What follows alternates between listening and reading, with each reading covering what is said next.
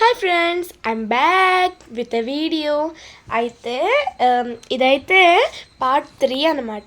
నేనైతే ఇక్కడ మా ఫ్రెండ్స్తో చాలా ఎంజాయ్మెంట్ చేశాను.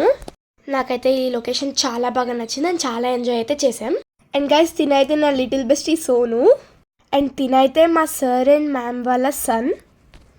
ఇక్కడైతే మేము మా డాన్సులతో రచ్చ చేసాం. మీరే చూసేయండి.